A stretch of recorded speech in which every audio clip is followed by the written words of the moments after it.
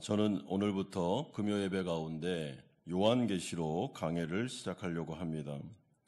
우리가 오늘부터 살펴볼 이 요한계시록은 주후 약 50년부터 80년까지에 이르는 기간 동안 이 시대는 로마의 황제였던 네로 왕제 그리고 도미니티아누스 황제 때까지의 기간을 말하는데, 이 가운데 이 요한계시록을 통해서 소아시아의 7교회에 대표되는 초대교회 성도들에게 이 말씀이 전해지고 있습니다. 지도를 잠깐 보면요,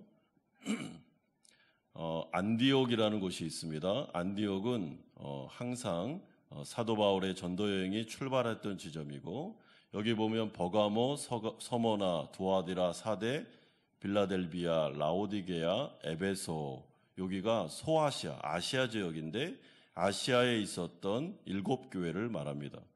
그리고 그 앞쪽에 있는 반모섬, 여기서 사도 요한이 이 요한계시록에 대한 계시를 받고 환상 가운데 이 말씀을 가지고 저 7교회에 편지 형식으로 요한계시록을 주게 됩니다. 그리고 우리가 수요일마다 살펴보고 있는 이 고린도전서의 말씀은 그쪽으로 넘어간 마게도냐 지역에 보시면 빌립보, 데살로니아, 그리고 아덴, 고린도 이런 지역들이 있습니다. 그러므로 이 요한계시록의 배경이 되는 그런 지역은 그 소아시아 지역이 되겠습니다. 요한이 이 말씀을 통해서 소아시아 지역에, 그것도 가장 핍박이 심했던 네로 황제 때 아마 이 말씀을 줌으로 말미암아 성도들을 위로하고 격려하기 위해서 하나님께서 특별하게 주신 계시라고 생각합니다. 예, 이제 지도를 주셔도 됩니다. 그러므로 요한계시록의 특징이라 한다면 이 서신이 묵시 형태로 기록된 것입니다. 여러분, 이 당시에 묵시 문학이라는 것은 신적인 존재가 초자연적인 상황을 인간들에게 전해줄 때 사용했던 그런 문학 형식인데, 상징적인 언어들이 많이 개입되어 있습니다. 그리고 고통의 시대가 끝나고 이제는 하나님께서 이 가운데 개입하심으로 말미암아 하나님의 놀라운 완성된 나라가 주어지게 될 것임을 이 비유를 통해서 말씀해주고 있습니다. 그러므로 요한계시록에는 여러 가지 특징들이 나타나는데, 이원론적인 특징은 하나님과 사탄의 명확한 구분이 요한계시록에 나타나고, 선과 악에 대한 구분도 명확하게 나타납니다. 그리고 결정론적인 특징도 나타나는데, 이것은 하나님께서 역사를 주관하심으로 하나님의 뜻에 따라 역사는 반드시 시작되고 마친다. 이 모든 역사의 주관자는 하나님이심을 말씀해주고 있습니다. 또한 비유적이며 상징적인 특징도 나타나게 되는데, 여러분, 상징과 비유의 언어가 많이 나오기 때문에 요한계시록을 해석할 때는 굉장히 주의를 기울여야 됩니다. 왜냐하면 요한계시록만큼 곡해되고 오해되고 한국교회와 성도들 안에서 혼란에 빠뜨린 말씀도 없기 때문입니다. 그 중에 종말론에 대한 잘못된 해석이 아주 큰 신앙에 악영향을 미치게 되었습니다. 그러므로 요한계시록에 나오는 비유적 상징적인 언어들은 직역을 하거나 또는 영해를 해서는 절대로 안 되고, 묵시적으로, 묵시문학이다. 이것은 뭔가를 상징하고 있고, 그 시대 가운데 그 시대 사람들은 다 알아들을 만한 상징을 썼기 때문에 이 부분을 우리가 잘 주석해서 성도들에게 전하는 것 너무나도 중요하다고 생각합니다. 여러분, 이런 점에서 바른 신앙의 바탕을 두지 못한 요한계시록의 무분별한 유튜브 설교나 강의를 절대로 듣지 마십시오. 여러분, 굉장히 악영향을 줍니다. 그래서 성경의 정확한 신학자들의 해석을 통해서, 그리고 그 배경 설명을 안 다음에 이 설교를 들어야만 우리에게 유익을 줄 수가 있습니다. 그러므로 우리가 오늘 첫 번째로 살펴보고 싶은 주제는 복된 인생이 어떤 인생인가라는 주제가 1절에서 3절까지에 나오고 있습니다. 요한계시록은 하나님께서 소아시아의 7교회에 대표되는 초대교회 성도들에게 주신 위로와 격려의 복음입니다. 여러분, 복음 자체가 바로 요한계시록의 내용이다 보시면 되는데, 이 말씀의 내용이 1절과 같이 반드시 속히 일어날 일들이 이 가운데 적혀 있으며, 또한 이 계시록 안에는 본문의 전반적인 부분에 기록된 것 같이 성삼위 하나님은 어떤 분이신가라는 것을 우리에게 알려주고 있습니다. 여러분, 네로 황제 때, 또한 도미티아누스 황제 때, 그렇게 박해가 심했을 때, 이로 인해서 황제 숭배 사상이 있으므로 그것을 거부한 자들이 사회적으로 또한 경제적으로 어려움을 당하고 있었을 때, 성도들을 위로하기 위해서 하나님께서 그 반모섬에 있었던 사도 요한을 성령으로 감동시켜서 거의 죽을 지경으로 만들 정도로 그에게 하나님의 말씀을 주심으로, 이 말씀을 박해 가운데 있는 성도들에게 주시면서 준 두 가지 복음의 내용이 뭐냐면 종말론, 그리고 두 번째는 하나님은 어떤 분이신가라는 복음을 들려주고 있습니다. 여러분, 그렇기 때문에 이 세상 가운데 어려운 시기를 살아가는 자들이 생각할 때 이 종말론, 예수님의 재림 사상은 굉장한 위로가 됩니다. 또한 하나님이 어떤 분이신지를 묵상하고 생각해야만 어려운 시기 가운데 믿음을 지키면서 그 고난의 시기를 이겨낼 수 있습니다. 여러분, 오늘 본문에 보면 속히 일어날 일들이라고 말하는데, 이것은 정확하게 세상의 마지막 날, 예수 그리스도의 재림과 종말을 의미하는 것으로, 특별히 속히라는 이 말은 1세기 때에 반드시 일어날 일을 말하는 것이 아니라, 그 당시에 그 사람들은 이렇게 오해했습니다. 우리가 살아가는 1세대에 예수님은 재림할 거야, 이렇게 생각했는데 지금 그 말을 하는 게 아닙니다. 그게 아니고, 이 속히라는 말은 언제든지 일어날 수 있는 임박한 날을 말하는 것입니다. 그러니까 종말의 때라는 것은 말세를 말하는데, 예수님께서 승천하신 다음부터는 모든 세대가 이제 종말입니다. 그래서 예수님은 언제든지 올 수 있습니다. 여러분, 지금 우리가 예배를 드리는 지금 이 시간에도 올 수 있습니다. 근데 1세대 사람들은 자기네들이 죽기 전에 올 거라고 생각했습니다. 그러나 오시지 않았죠? 하지만 그 속히라는 말 속에는 언제든지 이 세상의 마지막은 올 수 있다. 이것이 바로 성경의 바른 신학이고 사상입니다. 그러므로 성도들은 예나 지금이나 항상 예수님의 재림을 기다리면서 기대감과 책임감을 가지고 이 세상을 살되 나그네 인생을 사셔야 됩니다. 초대교회 성도들은 그렇기 때문에 서로 만날 때마다 어떻게 인사했다고요? 예수님이 곧 오십니다라는 인사를 반복해서 했습니다. 그러니까 조금만 더 참읍시다. 주님 곧 오십니다. 주님 곧 오시면 우리가 이렇게 당하는 박해나 어려움들, 황제 숭배 사상을 거부함으로 말미암아 경제적으로, 사회적으로 너무나도 막 참기 힘든 이 아픔들, 이 모든 것들 주님이 오시면 다 갚아 주십니다.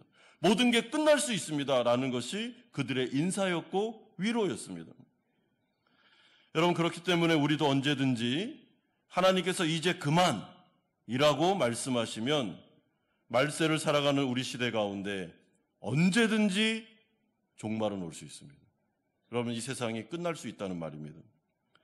만약에 그렇다면 그때는 우리가 살던 모든 것을 그 자리에 놓고 주님을 맞이하는 순간을 우리가 바라봐야 됩니다. 여러분, 이 세상이 영원하지 않습니다. 이 세상이 전부가 아닙니다. 이 세상에서 먹고 즐기고 재산을 비축하고 여기서 천년만년 살 것 같지만 그렇지 않습니다.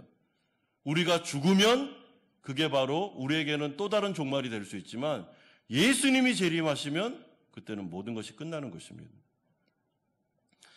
그러므로 성도들에게 있어서 가장 중요한 삶은 종말, 예수님의 재림을 우리의 인생 가운데로 끌어와서 우리의 코앞에 놓고 인생을 사셔야 됩니다. 그래야만 재림하시는 신랑 되신 예수 그리스도를 준비하는 삶을 살 수 있으며, 유혹이 많은 이 세상 가운데 죄와 싸울 수 있고, 세상에 물들지 않기 위해서 노력하며 어떻게 해서든지 예수님의 거룩한 신부가 되기 위하여 거룩함을 추구할 수 있는 것이죠.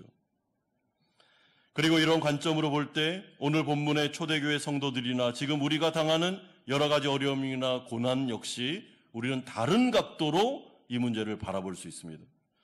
여러분, 만약에 성경에서 말하는 종말이 없다면, 예수님의 재림도 없고 이 세상은 그냥 죽으면 아니면은 뭐 나중에 마지막 끝이 어떻게 될지 아니면 윤회의 사상인지 막 이렇게 마지막이 아주 애매모호하면 여러분 우리가 당하는 이 고난을 잘 해석할 수가 없습니다. 그런데 성경에는 분명하게 이 세상에 사는 인생 가운데 고난이 있는데 성도들에게 오는 모든 고난은 종말의 관점으로 볼 때 유익하며 우리를 더욱더 깨어있게 만들고 하나님을 의지하게 만들고 그리고 이 종말을 통해서 우리를 거룩하게, 이 고난을 통해서 우리를 거룩하게 만들기 때문에 유익하다. 따라서 종말과 재림의 관점으로 볼 때 이 고난도 우리는 다르게 해석할 수가 있는 것입니다. 그래서 실제로 초대교회 사람들은 자신들이 당하는 핍박이나 고난에 대하여 또한 순교까지도 그들은 영광으로 생각했습니다. 마지막 주님이 오실 때 우리가 순교를 통해서 믿음을 지켰을 때 세마포 옷을 입고 예수님을 맞이할 수 있는 거룩한 신부가 될 수 있어 그들은 그런 기대를 가지고 이 세상의 고난을 이겨내면서 살았습니다. 또한 이 종말론이 우리에게 유익한 것은 삶의 우선순위를 우리에게 정확하게 정립해 주기 때문에 그렇습니다. 영혼의 관점으로 볼 때 우리가 영혼에게 투자하는 것이 맞지 여러분 이 세상의 모든 것을 투자하며 사는 것은 어리석은 인생입니다. 여러분 이 세상의 관점으로 보면 이 세상에서 잘 먹고 잘 살고 재산을 비축하고 성공하고 권세를 떨치고 유명해지고 이런 것이 복된 인생입니다. 그러나 종말의 관점으로 보면 예수 그리스도께서 다시 오시는 관점으로 볼 때 사실은 예수 믿지 않는 자들의 그 모든 부귀영화는 어떻게 보면은 아무것도 아니고 하나님 앞에서 가장 중요한 것은 우리의 영혼이 어떻게 해요? 구원받는 것. 다른 영혼이 구원받는 일에 대해서 우리의 인생을 사용하는 것. 다른 영혼을 어떻게든지 살리기 위해서 나의 인생을 허비하는 것.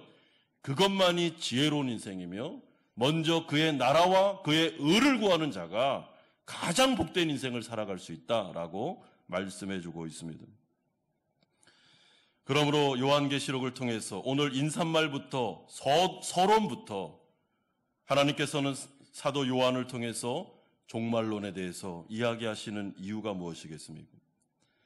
그 시대를 살아가는 세상 가운데 너무나도 소외되고 예수 믿는다는 이유로 너무나도 많은 고난과 환난을 당했던 초대교회 성도들에게 두려워하지 말라고, 예수님 곧 오신다고, 그렇기 때문에 지금 신앙을 지키는 것은 부끄러운 것이 아니고 정말 위대한 것이며 정말 잘하는 것이며 복된 것이라고 알려주기 위해서 예수님의 재림과 종말에 대해서 말씀하고 있는 것입니다. 여러분, 그렇기 때문에 이 세상을 살아가며 가장 어리석은 크리스찬 중에 한 부류는 하나님 예수님의 재림을 생각하지 않고 이 세상에서 깨어있지 않고 세상에 완전히 몰입해서 이 세상이 전부인 것처럼 살아가는 성도가 있다면 가장 어리석은 사람입니다. 여러분, 예수 믿지 않는 자들이야 당연히 그렇게 살죠. 뭐 성경을 믿지 않고 재림도 믿지 않는데 이 세상의 모든 것을 투자하고 여기에 모든 것을 걸고 사는 것이 당연하지 않겠습니까? 그들은 당연히 그렇게 살아야 됩니다. 그러나 거룩한 성도라고 말하는 하나님 나라 백성들조차도 이 세상을 살아가면서 예수님 곧 오십니다라는 생각 꿈에도 생각하지 않고 아예 그냥 잊어버리고 하나님의 말씀에 대해서는 뭐 읽지도 않고 듣지도 않고 마치 이 세상이 전부인 것처럼 세상에 함몰되어서 살아가고 있다면 정신을 차려야 됩니다. 여러분, 그렇지 않습니다. 주님 곧 오십니다. 주님 곧 오시면 내가 그렇게도 쌓아놓았던 그 모든 재산들 다 놓고 가야 됩니다. 그렇게도 투자하고 몰입하고 있었던 이 세상의 일들 다 내려놓고 가야 됩니다. 남는 것 하나도 없이 예수님을 맞이한다?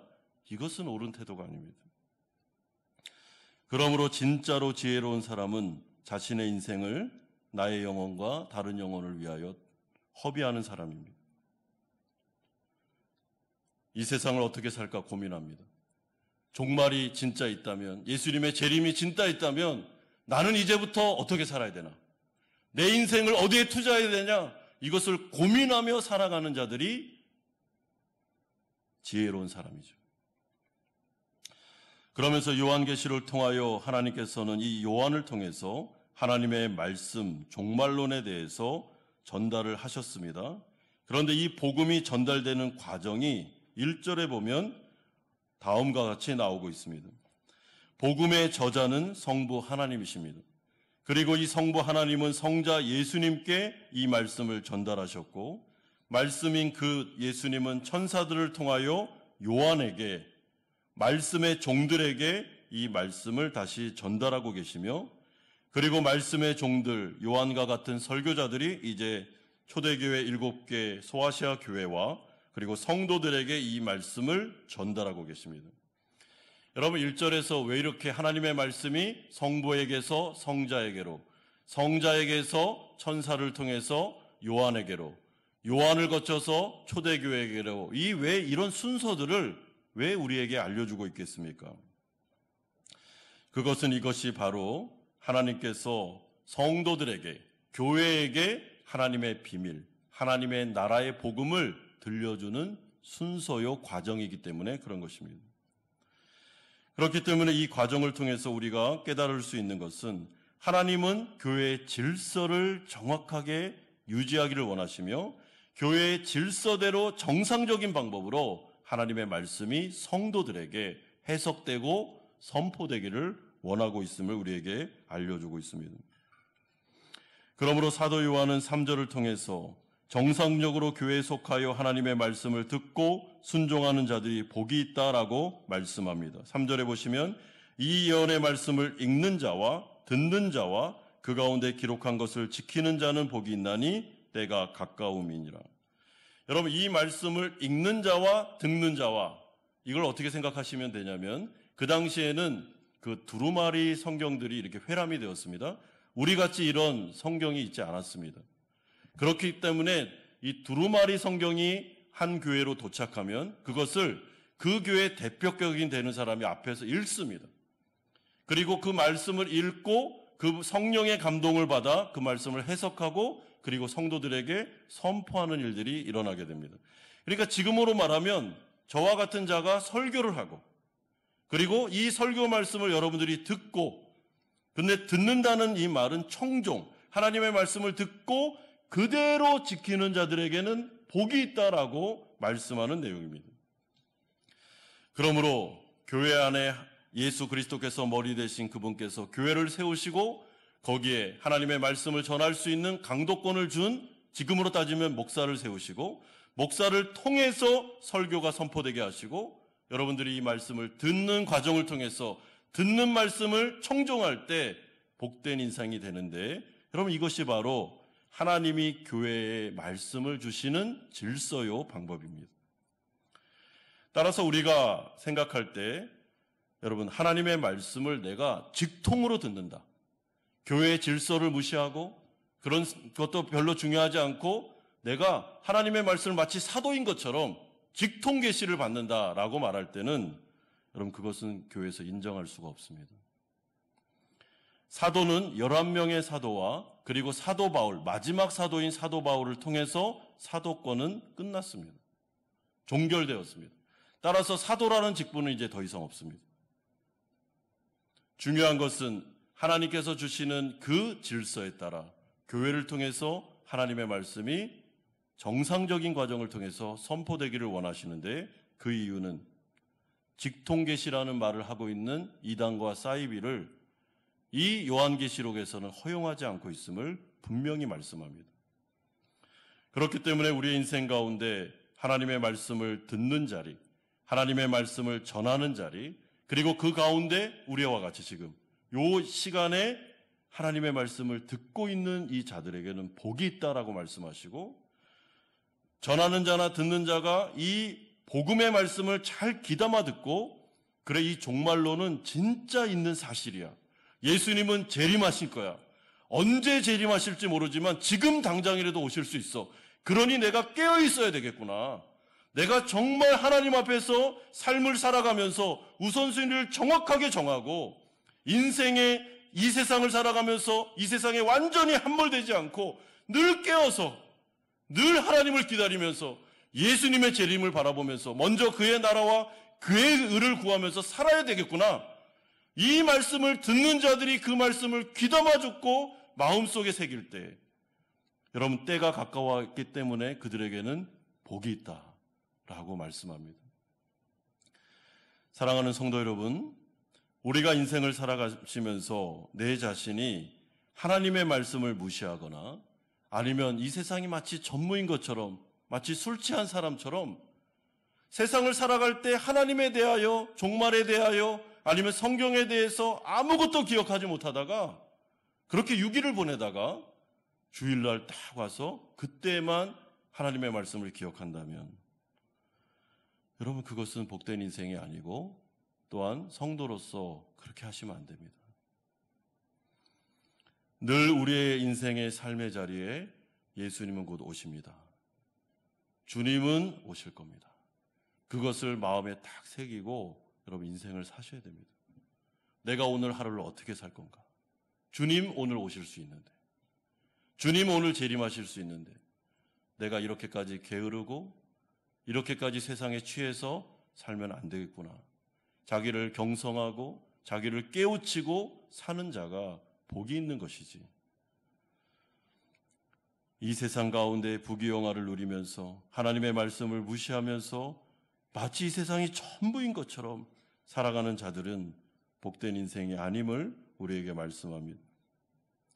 그러면서 두 번째로 사도 요한은 이제 하나님이 어떤 분이신지에 대한 복음을 선포하고 있습니다. 4절에서 5절에 보면, 여러분 특별히 5절을 보십시오. 성삼위 하나님으로부터 주어지는 은혜와 평강의 복을 빌고 있습니다. 여러분, 여기서 은혜라는 것은 우리가 수요일 날 고린도전서 강해를 들었던 것처럼 이것은 아무런 조건도 없이 주어지는 놀라운 구원의 모든 선물과 혜택과, 그리고 하나님께서 일방적으로 부어주시는 이 세상에서의 살아갈 수 있는 모든 선물을 의미합니다.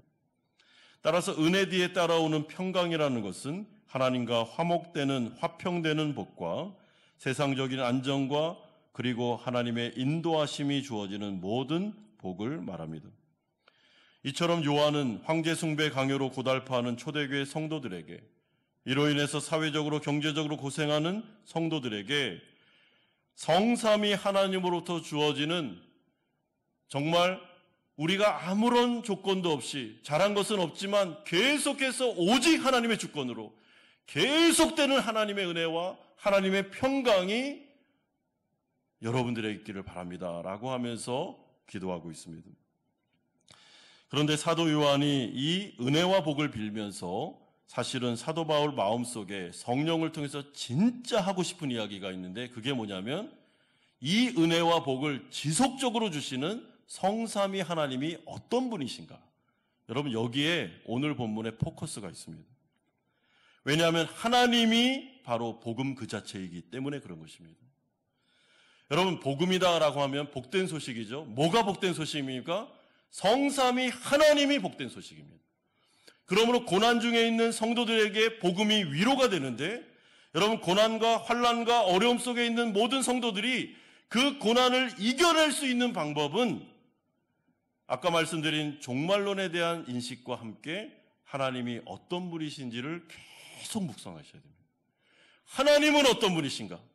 성부는 어떤 분이시고 성자는 어떤 분이시고 성령 하나님은 어떤 분이신가를 눈을 들어서 그분들을 고정하고 그분들이 어떤 분이신지를 생각할 때 우리는 여러분 이 세상의 고난을 이겨낼 수가 있습니다.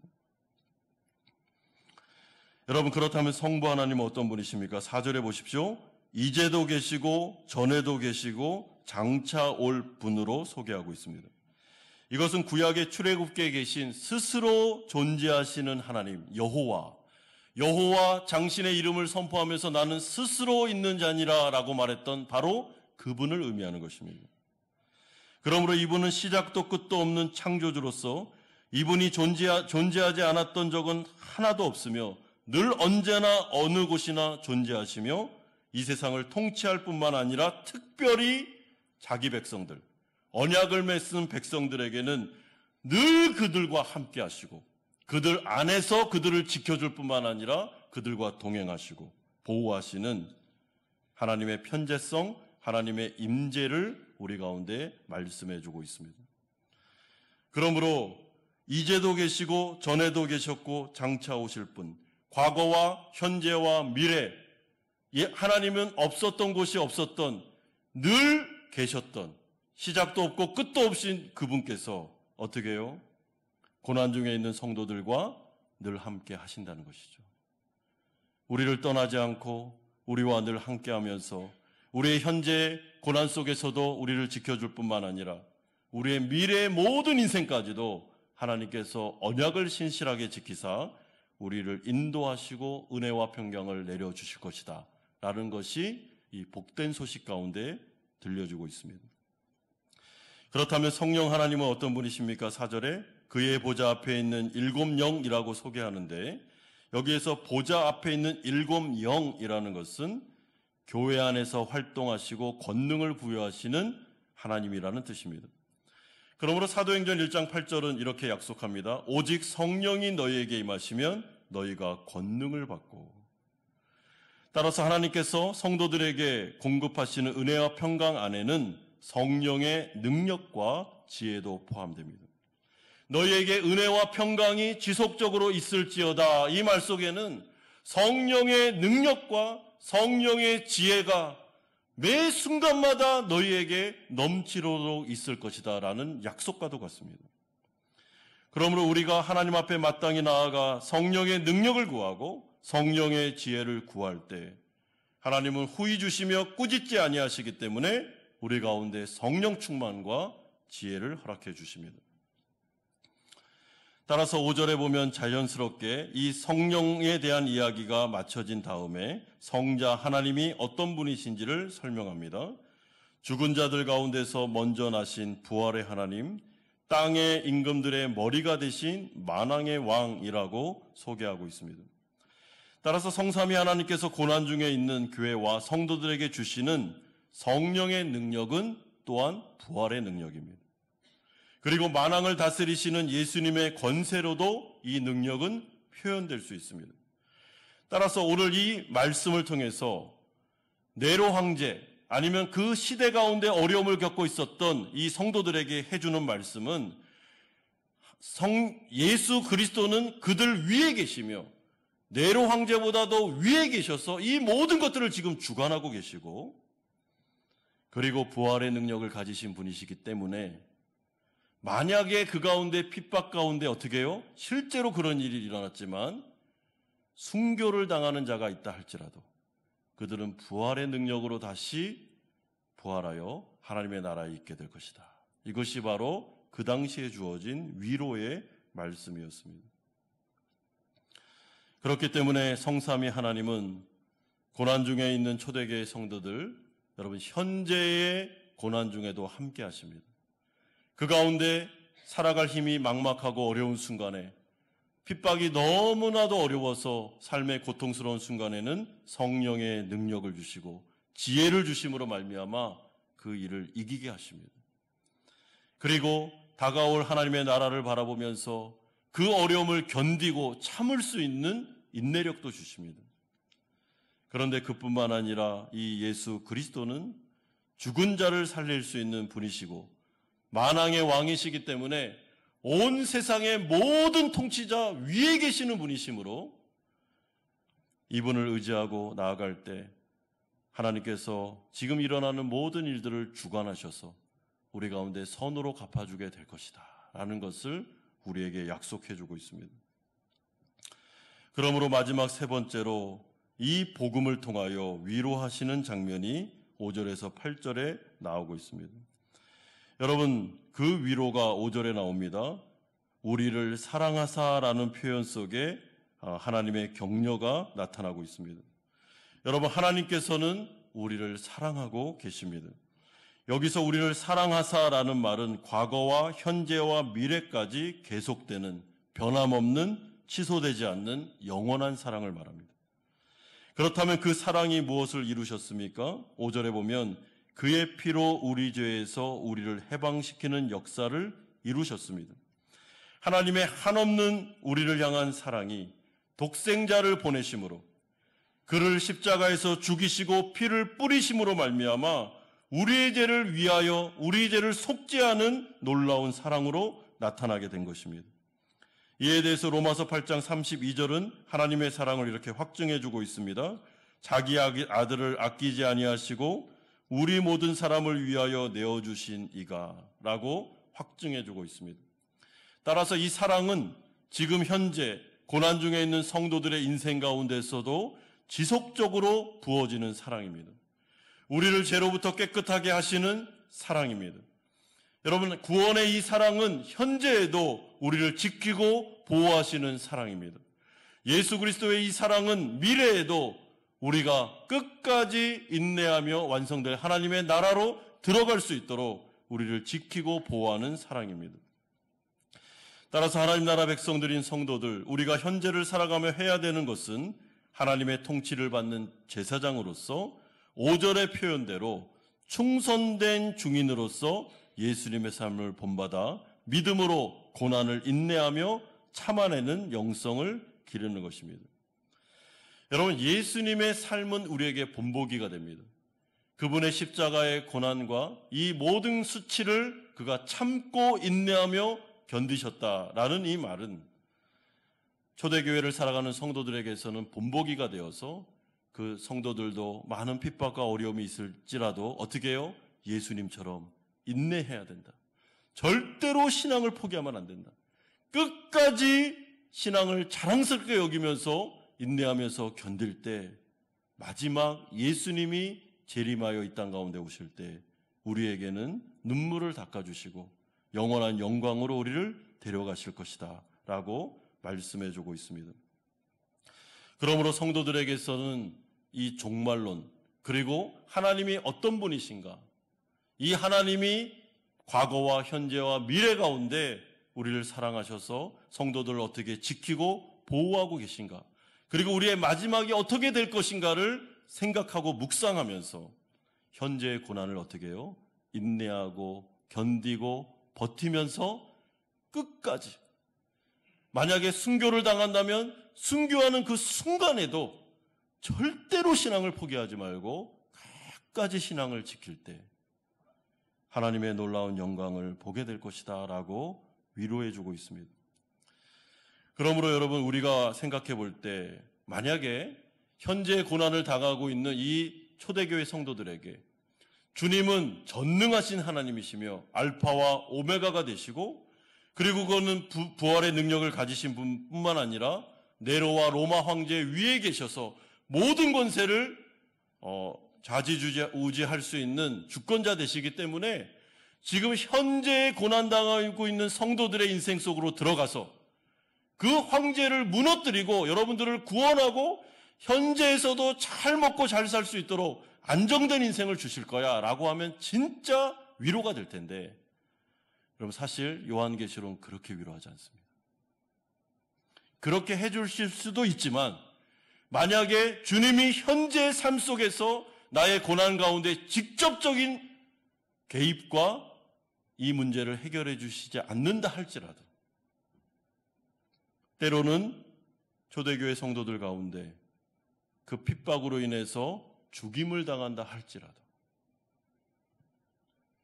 하나님을 생각하고 재림을 생각하면서 이 고난을 절대로 고난 가운데 신앙을 포기하지 말고 끝까지 인내하고 견딤으로 영광으로 들어가라고 우리에게 말씀해 주고 있습니다. 그러므로 8절을 통해 마지막으로 하나님이 어떤 분이신지를 소개하고 이 서론 부분이 맞춰지고 있습니다. 나는 알파와 오메가라, 이제도 있고 전에도 있었고 장차 올 자요 전능한 자라 하시더라. 알파와 오메가라는 말은 처음이자 끝이요 역사의 주관자시며 장차 오셔서 세상을 심판하실 만군의 하나님이라는 뜻입니다. 그러므로 지금 1절에서 7절까지 해주셨던 이 모든 말씀이 8절을 통해서 결론적으로 요약되고 있습니다. 이분이 바로 교회와 성도들의 인도자요, 보호자요, 인생을 책임지시는 분이십니다. 그러므로 끝까지 하나님을 믿으며 현재의 고난을 견디며 나의 삶의 우선순위를 정확하게 재편해서 이 세상이 전부인 것처럼 살지 말고 고난과 핍박이 온다 할지라도 그것을 영광으로 알고 만약에 순교를 당한다면 그거는 영광의 영광으로 생각하고 이 가운데 끝까지 하나님을 지킬 때 하나님께서 마지막 심판날에 우리의 눈물을 닦아주시며 우리를 복된 영광의 자리로 인도해 주실 것을 믿고 우리 성도들 그 하나님을 바라보면서 끝까지 이 어려움을 견디고 이겨내라고 사도 요한은 7개 소아시아 교회 그리고 거기에 있는 성도들에게 이 편지를 전하고 있습니다. 여러분 그렇기 때문에 이 요한계시록의 분위기를 볼 때 얼마나 어려웠겠습니까? 사실은 우리와 같이 이렇게 예배도 잘 못 드렸을 겁니다. 많은 핍박이 있었습니다. 요한은 그걸 알고 있었습니다. 사도 요한은 마지막 자신의 인생을 보내면서 정말 바울을 통해서 사도들을 통해서 뿌렸던 그 복음의 씨앗이 아시아와 마게도냐와 유럽을 거쳐서 하나님의 교회들이 일어나고 있으며 그 가운데 하나님의 나라가 확장되고 있는 모습을 보았습니다. 그 가운데 하나님의 놀라운 복음의 역사가 일어나고 있는 상황들을 알고 있었습니다. 그런데 하나님의 나라가 막 부흥하는 그때에 사탄 마귀의 세력도 동일하게 일어나는 모습을 보면서 불시험이 이 작은 그 연약한 교회 가운데 엄청난 사탄의 시험과 핍박이 오는 모습들을 요한은 다 알고 있었습니다. 반모섬에서. 그런데 자기에게 임한 하나님의 계시가 막 들려지면서 그에게 주어진 복음이 무엇이었습니까? 내 백성들을 위로하라. 너 이 말씀을 그들에게 전해야 돼 라고 하면서 하나님께서 들려주신 두 가지의 복음은 종말론, 예수님의 재림이 있다는 것. 그리고 또 하나는 성삼위 하나님이 어떤 분이신지 이 하나님을 묵상하면서 이 어려움을 견뎌내라고 말씀해주고 있는 것입니다. 사랑하는 성도 여러분, 그러므로 우리에게도 마찬가지입니다. 여러분 우리의 영혼이 깨어나야 됩니다. 이 세상을 살다 보면 저도 마찬가지예요. 여러분 잊어버릴 때가 있습니다. 망각의 동물이에요. 이 세상은 마치 술 취한 사람들과 같이 세상을 살다 보면 여기가 마치 전부인 것처럼 까마득하게 하나님의 말씀, 예수님의 재림 이런 거는 정말 까마득한 어디 먼 이야기처럼 느껴질 때가 있습니다. 그래서 정신없이 막 삽니다. 우선순위가 뭔지, 하나님의 나라와 의가 뭔지, 내 영혼은 어떻게 되고 있는지, 다른 영혼들은 어떻게 되고 있는지를 까마득하게 잊어버리고 막 세상을 향해서 달려갈 때가 있습니다. 그러나 그렇게 살면 안 됩니다. 멈춰야 됩니다. 이 말씀을 읽는 자와 듣는 자와 그 말씀을 귀담아 듣고 자신의 인생 가운데 적용하는 자들에게는 복이 있을지어다. 여러분 하나님의 말씀이니 종말론 그리고 예수님의 재림을 들으면서 듣는 그 가운데 이 말씀이 지금 당장 내 삶 가운데 일어날 수 있으며 이 재림을 내 코앞에 두고 사는 자들에게는 그래서 삶이 재편되고 삶이 다시 바뀌고 우선순위가 나의 영혼과 다른 영혼들에게 두면서 당장이라도 예수님 재림하시면 모든 것을 놓고 갈 수 있는 나그네 인생을 사는 자들에게는 복이 있을지어다. 그렇게 인생을 살라고 말씀해주고 있습니다. 그리고 내 자신을 바라보면 내 자신의 상황과 환경만을 바라보면 여러분 고난 중에 우리는 넘어질 수밖에 없습니다. 눈을 들어서 영광의 하나님을 묵상하십시오. 성삼이 어떤 분이신지를 묵상하고 또 묵상하고 또 묵상하십시오. 토조 목사님이 말씀했던 것처럼 하나님을 추구하십시오. 하나님을 생각하십시오. 성경을 통해서 하나님을 깨달아 아시기를 바랍니다. 우리 하나님은 어떤 분이신가? 우리 하나님이 나를 구원하셨는데 구원하신 하나님은 나를 책임질 수 있는 하나님인가? 이 하나님은 어떤 성품을 가졌고 어떤 분이신지를 묵상할 때 그때야 우리가 우리의 고난을 우리의 어려움을 이겨낼 수 있습니다. 여러분 성삼위 하나님은 전능하신 분이십니다. 못하는 일이 없습니다. 이분은 편지하시는 분입니다. 어디나 임재하고 계십니다. 내가 깨닫지 못할 뿐이지 주님은 내 마음속에 계십니다. 그리고 내가 주님을 잊어버리고 사는 동안에도 주님은 늘 우리와 함께하고 계십니다. 그리고 우리를 돕는 자로 위로하는 자로 우리의 문제 가운데 깊이 개입하시는 분으로, 우리의 신앙을 지켜주시는 분으로 함께 하십니다. 그러므로 하나님을 묵상할 때 이제부터 요한계시록에 펼쳐질 이 종말론과 하나님이 어떤 분이신지 천상의 세계에서 일어나는 실제 존재하는 하나님의 보좌에서 일어나는 일들을 묵상하기 시작할 때 우리의 삶이 재편되면서 우리가 고난과 환난도 이겨낼 수 있는 믿음과 용기와 담대함을 얻을 수 있게 될 것입니다. 사랑하는 성도 여러분, 요한계시록에 있는 이 복음이 우리에게 실제로 들려지고 우리 가운데 역사함으로 말미암아 우리의 인생 가운데 깨어나는 역사와 그리고 고난을 이기고도 남는 신앙의 진보가 여러분들에게 인생 가운데 있기를, 이 금요일 날 선포되는 이 요한계시록을 통해서 우리의 믿음이 더욱더 견고해지기를 주 예수 그리스도의 이름으로 축원드립니다.